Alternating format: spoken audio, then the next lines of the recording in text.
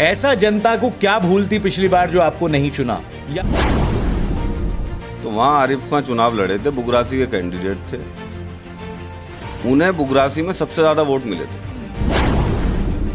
ऐसा क्या नहीं हुआ जो शानू खान को लगता है कि मेरे आने से होगा?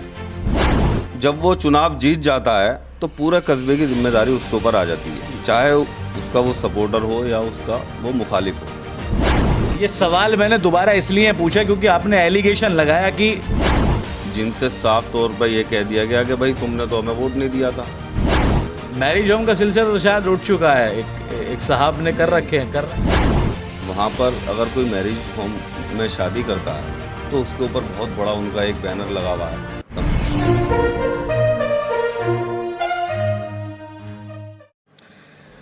नगर निगम चुनाव की तैयारी इस वक्त पूरी चल रही है और नगर निगम चुनाव की सरगर्मियां बढ़ रही हैं।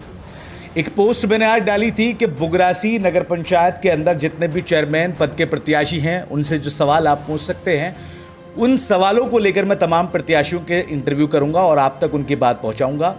आज उसी सिलसिले में पहला इंटरव्यू मैं करने जा रहा हूं। नमस्कार, आदाब, मेरा नाम अफ़ी कुरैशी हिंदुस्तानी है और आप देख रहे हैं बेबाक आवाज़ टीवी। इस वक्त मैं ज़िला बुलंदशहर के कस्बा बुगरासी में हूं। मेरे साथ समाज सेवी शानू उर्फ सूफियान खान मौजूद हैं, जिनको लेकर ये कहा जा रहा है कि युवाओं में एक ही नारा है और शानू भाई हमारा है। ये नारा बाहर चल रहा है। शानू साहब, सबसे पहले बहुत बहुत स्वागत आपका बेबाक आवाज़ टीवी। बहुत बहुत शुक्रिया।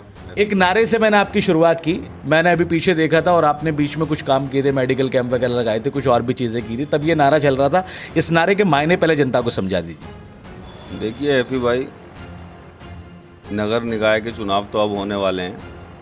मैं तो लगभग 14-15 साल से लोगों के बीच में हूँ और जिस तरह भी कर सकता हूँ लोगों की खिदमत करने की कोशिश करता हूँ। वह उसी सिलसिले में ये कैंप भी लगवाया था और आपने जो ये नारे की बात बताई, ये लोगों का प्यार है।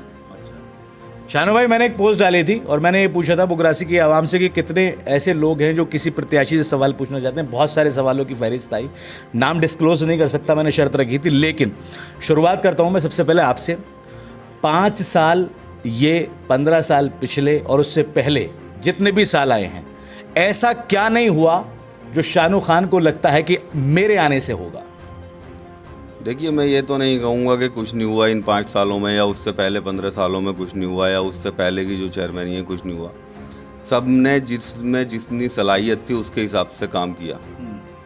लेकिन मैं ये समझता हूँ कि सड़कें भी बनी, विकास के काम और भी हुए, लेकिन फिर भी जो है काफ़ी कमियाँ रह गई, जो मैं समझता हूँ कि मुझे अगर मौका मिला तो मैं उन्हें पूरी करने की कोशिश करूँगा। शानू भाई, उन कमियों को बताइए। हाँ, मैं उन कमियों के बारे में बताना चाहता हूँ आपको।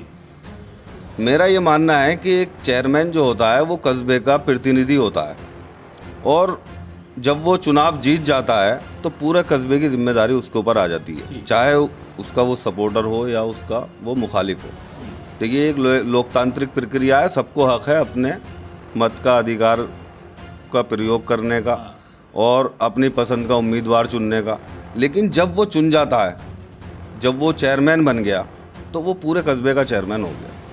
हमारे यहाँ कमी थोड़ी सी ये रही है, जो भी चेयरमैन रहे हैं पिछले काफ़ी सालों में, 20 साल में, कम से कम 20-25 सालों में, कि उन्होंने पक्ष और विपक्ष बना दिया कस्बे में कि भाई फ़लाँ आदमी ने मुझे वोट नहीं दिया, उसका काम नहीं होगा, फ़लाँ आदमी मेरा सपोर्टर है, उसका ज़्यादा काम होगा, उसकी ज़्यादा सुनवाई होगी। इन सब बातों को मैं जो है ख़त्म करने की कोशिश करूँगा। और आज भी अगर मेरे पास कोई किसी काम के लिए आता है तो सबसे पहले मैं ऊपर वाले का शुक्र अदा करता हूँ कि ऊपर वाले ने मुझे इस लायक बनाया है कि लोग मेरे पास आ जाते हैं किसी काम के लिए।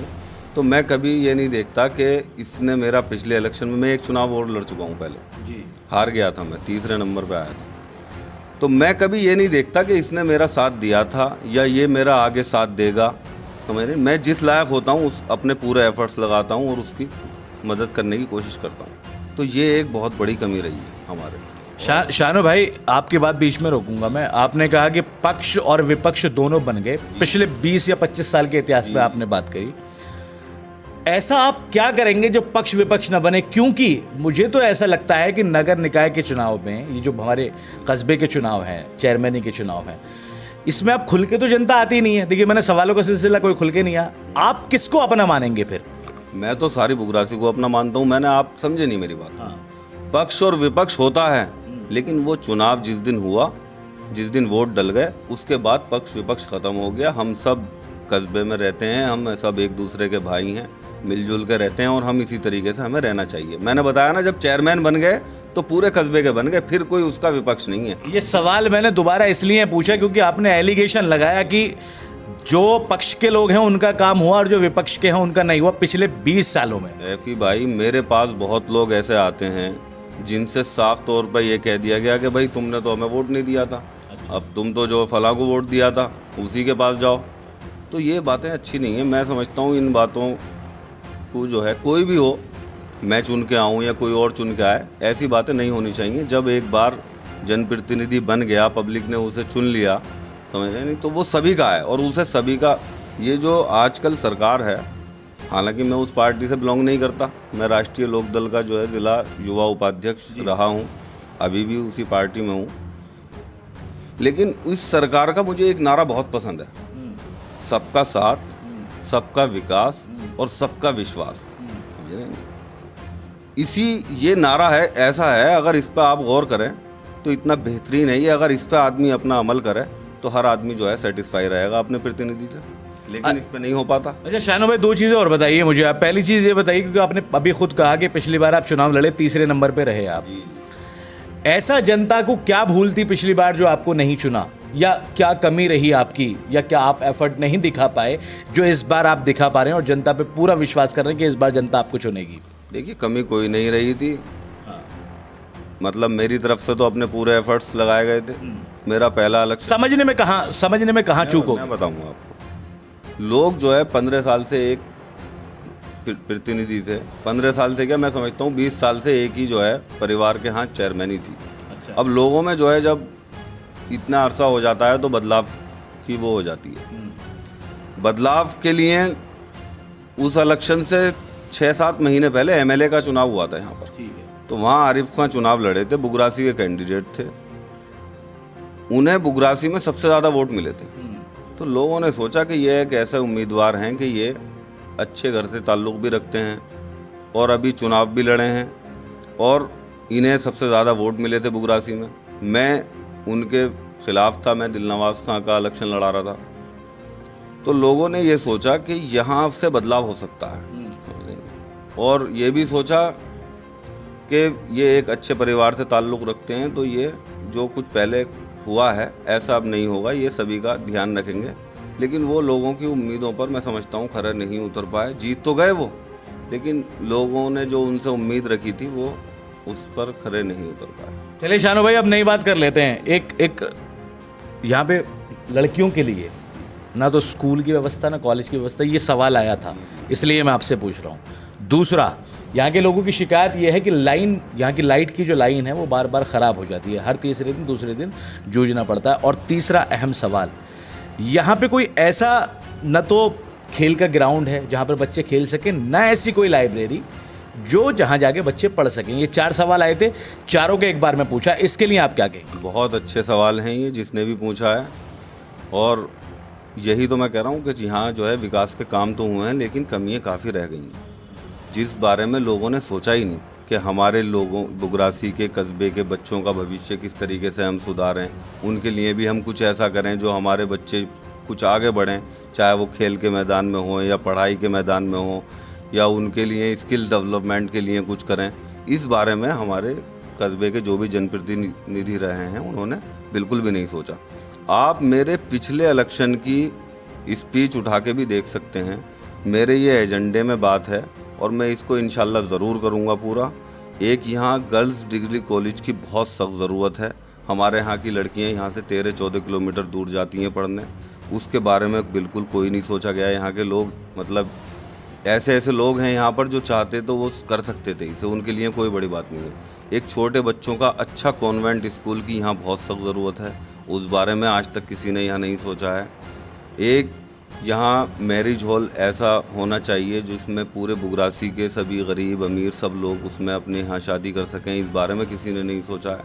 बहुत सारे काम हैं ऐसे जो अभी रह गए हैं, और अगर हमें लोगों ने मौका दिया तो हम उसमें कोशिश करेंगे। मैरिज होम का सिलसिला तो शायद उठ चुका है, एक साहब ने कर रखा है। देखिए मेरी बात सुनिए, वो मैरिज होम का उन्होंने करा है फ्री, बहुत अच्छी बात है, मैं उसमें ये नहीं कहूँगा, कोई भी पब्लिक की खिदमत करे तो वो अच्छी बात है, लेकिन उसमें एक थोड़ी सी कमी है। वहाँ पर अगर कोई मैरिज होम में शादी करता है तो उसके ऊपर बहुत बड़ा उनका एक बैनर लगा हुआ है, समझ रहे नहीं, सबको ये समझते हैं वो बेचारा गरीब अपने हाथ से भी कर रहा है तो उसका ये मैसेज जाता है कि देखिए भाई ये तो फलां आदमी ने शादी कर दी। अब एक अगर ये टाउन एरिया का मैरिज हॉल होगा तो उसमें कोई भी कर सकता है, अमीर भी कर सकता है, गरीब भी कर सकता है, उसमें किसी का एहसान भी नहीं है। ऐफी भाई मदद मैं ये मानता हूँ वो होती है जो एक हाथ से मदद की जाए दूसरे हाथ को पता ना चले। वो कोई मदद नहीं है कि अगर आप किसी की मदद कर रहे हैं तो उसका जो है पूरे गांव में ढंढोरा पीट दें, उसकी नुमाइश कर दें। मैं ये समझता हूँ ये मदद नहीं है, ये उस आदमी को जो है जलील करना है एक तरीके। शानो भाई 3 चीज़ें बता दीजिए जो आपको बाकी कैंडिडेट से अलग लाकर खड़ा करती हैं, जो बाकी 3 कैंडिडेट में नहीं है। नाम किसी का मत लेना, सिर्फ 3 बातें बता दीजिए जो आपको सबसे अलग कर रही हैं। देखिए एफी भाई, मैंने बताया आपको, मेरे अंदर मतलब मैं ये कोशिश करता हूँ कि हर इंसान को एक नज़र से देखूँ, समझ रहे हैं। मैं ये नहीं, मेरे पास कोई आता है मैं ये नहीं देखता कि ये मेरा साथी है, ये आगे मेरा साथी बनेगा, मुझे वोट देगा, ये करेगा, मैं इस नज़र से नहीं देखता। मेरी नज़र में सब इंसान हैं और मैं सब इंसानियत की कदर करता हूँ। जो जिस लायक मैं मदद कर सकता हूँ किसी की, उस लायक मदद करने की कोशिश करता हूँ। ये मुझे लगता है और लोगों में नहीं है। और एफी भाई एक बात ये कि चुनाव को कुछ लोगों ने प्रोफेशन सा बना लिया, समझ रहे। किसी ने अपने स्टेटस के लिए बना लिया है कि मैं चेयरमैन बन जाऊं तो मेरा ये स्टेटस हो जाएगा कि मैं चेयरमैन बन गया। किसी ने जो है, अब मैं ये कहूँगा तो सही नहीं लगेगा, बहरहाल प्रोफेशन सा बना लिया है चुनाव को। चुनाव का असली मकसद ये है सियासत का मेरी नज़र में कि लोगों को उनका हक सही तरीके से पहुंचाना, यही सियासत है।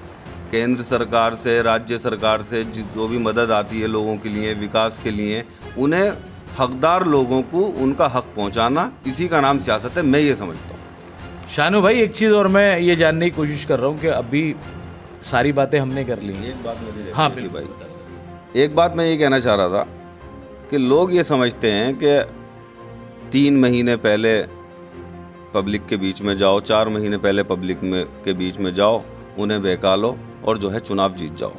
कोई मतलब पैसे की बात करता है, कोई ज़ात बिरादर की बात करता है, कोई धर्म की बात करता है। मैं इन सब बातों को नहीं मानता। मैं ये समझता हूँ लोगों को सोच समझकर ये फ़ैसला लेना चाहिए। वो मैं हूँ, कोई भी हो, किसी के लिए भी लें, किसी के पक्ष में भी लें। ये देखिए लोकतंत्र है, इसमें सबको अपना मताधिकार का प्रयोग जो है मतलब स्वतंत्रता से करना चाहिए, आज़ादी से, खुद अपनी खुशी से। ये ना सोच के करें कि भाई फ़लाँ बहुत पैसे वाला है, फ़लाँ ने पहले ये कर दिया, वो कर दिया, उसकी बिरादर के साथ उतने वोट हैं, इसकी बिरादर के इतने वोट हैं। एक सही इंसान का चयन करना, हमें अपना प्रतिनिधि चुनना है कस्बे का, तो उसके पुराने रिकॉर्ड को भी देखना चाहिए कि वो 5 साल से हमारे बीच में है, 10 साल से हमारे बीच में है, किस तरह से लोगों की खिदमत करता है। ये सब बातों को ध्यान करके वोट करना चाहिए और ऐसा ही लोगों को चुनना चाहिए।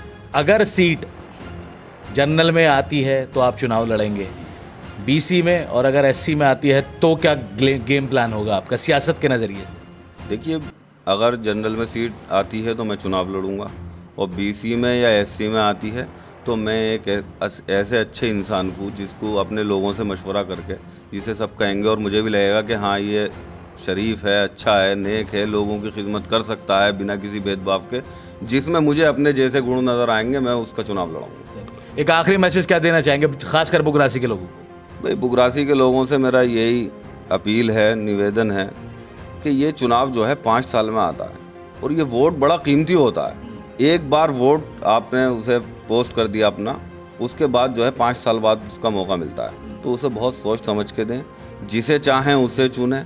किसी के बहकावे में आकर, किसी की ज़बरदस्ती में आकर ना वोट करें, अपनी मर्ज़ी से, अपनी खुशी से और खूब सोच समझकर वोट का इस्तेमाल करें अपना। और दूसरा मेरा संदेश ये है कि हमारा बुगरासी जो है एक पूरे ज़िले में ही नहीं पूरे देश में मिसाल है यहाँ के भाईचारे की। यहाँ कभी भी कोई धार्मिक आधार पर, किसी आधार पर मतलब यहाँ का भाईचारा ख़राब नहीं हुआ है। और ये चुनाव है, अभी 4 महीने बाद ख़त्म हो जाएगा, हम सबको फिर यहीं रहना है मिलजुल के, तो बड़ा प्यार मोहब्बत से ये चुनाव संपन्न कराएं।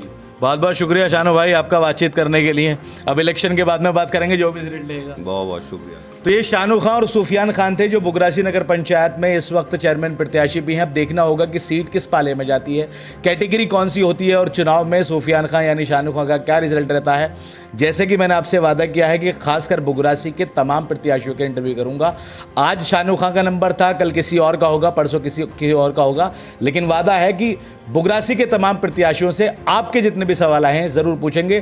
तब तक चैनल को सब्सक्राइब नहीं किया है तो सब्सक्राइब कर लीजिए, फेसबुक पर जाकर पेज को लाइक और फॉलो कर लीजिए। दीजिए इजाज़त, नमस्कार, आदाब।